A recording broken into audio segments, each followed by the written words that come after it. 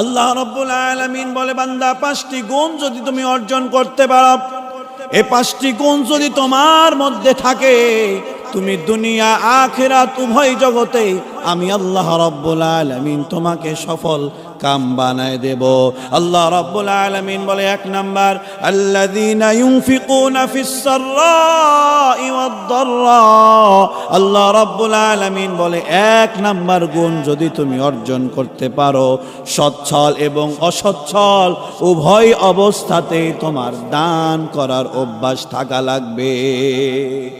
আল্লাহ রাব্বুল আলামিন 4 নাম্বার পারার শুরুর আয়াতের মধ্যে বলেন, লান তানালুল বিররা হাত্তা তুনফিকু মিম্মা তুহিব্বুন। আল্লাহ রাব্বুল আলামিন বলে, বান্দা তুমি ততক্ষণ পর্যন্ত আমার কাছে প্রিয় হতে পারবে না, ততক্ষণ পর্যন্ত তুমি প্রকৃত আমার বান্দা হতে পারবে না, যতক্ষণ পর্যন্ত তুমি তোমার প্রিয় বস্তু আল্লাহর রাস্তায় দান না করবে। 1 নাম্বার গুণ, সচ্ছল অসচ্ছল উভয় অবস্থাতেই যারা আল্লাহর রাস্তায় দান করতে পারবে তারাই হচ্ছে সফল কাম। এরপরে 2 নাম্বার গুণ আল্লাহ রাব্বুল আলামিন বলেন, ওয়াল কাযিমিনাল গায়জ।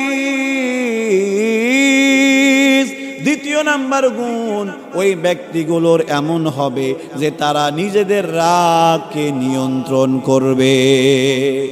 এরপরে 3 নাম্বার গুণ আল্লাহ রাব্বুল আলামিন বলেন, ওয়াল আফিনা আনিন নাস।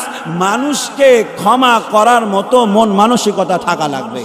আল্লাহর রাসূল সাল্লাল্লাহু আলাইহি ওয়াসাল্লাম বলেন, ওই ব্যক্তি সবচাইতে নিশ্চিন্তে এবং আনন্দে থাকতে পারে যে মানুষকে ক্ষমা করে দেয়। এরপরে আয়াতে আল্লাহ রাব্বুল আলামিন বলেন, ওয়াল্লাযীনা ইযা ফাআলু ফাহিশাতান আও যালামু আনফুসাহুম যাকারুল্লাহ ফাস্তাগফিরু লিযুনুবিহিম। বান্দা যখন কোনো ভুল করবে, যখন কোনো গুনার কাজ করবে, সঙ্গে সঙ্গে আল্লাহকে স্মরণ করবে, আল্লাহর কাছে ক্ষমা চাইবে। আল্লাহ রাব্বুল আলামিন বলেন, ওয়াল্লাযীনা ইযা ফাআলু ফাহিশাতান আও যালামু আনফুসাহুম যাকারুল্লাহ ফাস্তাগফিরু লিযুনুবিহিম ওয়া মান ইয়াগফিরুয যুনুবা ইল্লাল্লাহ। আল্লাহ বলে, বান্দারে আমি ছাড়া কে আছে তোমারে ক্ষমা করবে? কার কাছে তুমি ক্ষমা চাইলে ক্ষমা পাবে? যতই গুনাহ করো আমি আল্লাহর কাছে ক্ষমা চাও, আমি আল্লাহ রাব্বুল আলামিন তোমার সব গুনাহ মাফ করে দেব। আল্লাহ রাব্বুল আলামিন বলে, এই গুণগুলো যদি কেউ অর্জন করতে পারে তার জন্য পুরস্কার।